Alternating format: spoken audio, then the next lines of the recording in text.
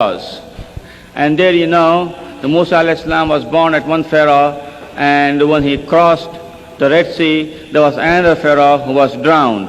And he has done extensive research, and he came up with conclusions that there are two different pharaohs, not the same one.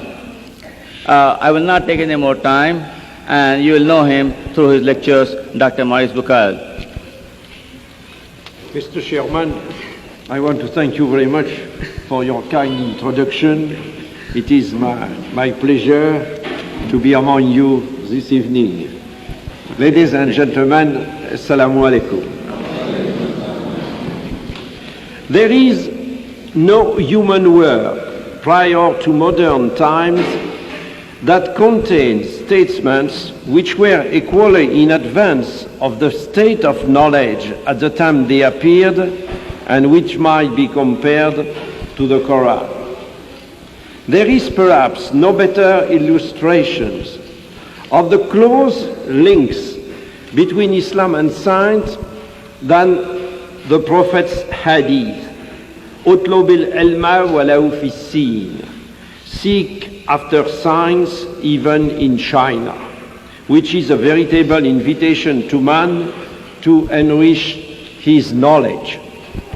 More significant, if it is possible, is the famous hadith, Midadul Ulama Afdalu min Dami Shuhada. The scholar's ink is more precious than the martyr's blood. It comes as no surprise, therefore, to learn that religion and science have always been considered to be twin sisters by Islam, and that today, at a time when science has taken such great strides, they still continue to be associated.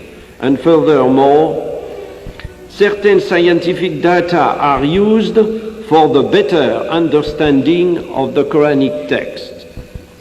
What is more, in a century where, for many, scientific truth has dealt a death blow to religious belief, it is precisely the discoveries of science that, in an objective examination of the Islamic revelation, have highlighted the supernatural character of certain aspects of the revelation. When all is said and done, generally speaking, scientific knowledge would seem, in spite of what people may say, to be highly conducive to reflection on the existence of God.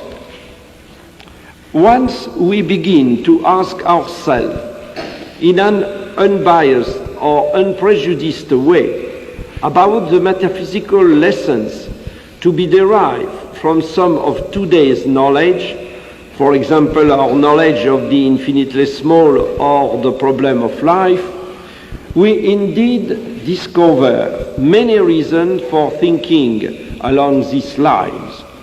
When we think about the remarkable organization presiding over the birth and maintenance of life, it surely becomes clear that the likelihood of it being the result of chance gets less and less as our knowledge and progress in this field expand. To me, it would seem that the scientific progress made in understanding the fantastic complexity of higher beings provides strong arguments in favor of the opposite theory. In other words, the existence of an extraordinarily methodical organization presiding over the remarkable arrangement of the phenomena of life. In many parts of the book, the Quran leads in simple terms to this kind of general reflection, but it also contains infinitely more precise data which are directly related to facts discovered by modern science. These are what exercise a magnetic attraction for today's scientists. For many centuries, man was unable to study them because he did not possess sufficient scientific means. It is only today that numerous verses of the Quran dealing with natural phenomena have become comprehensible. A reading of all the commentaries, however knowledgeable their authors may have been in their day, bears solemn witness to a total inability to grasp the meaning of such verses. I should even go so far as to say that in the 20th century, with its compartmentalization of ever-increasing knowledge, it is not all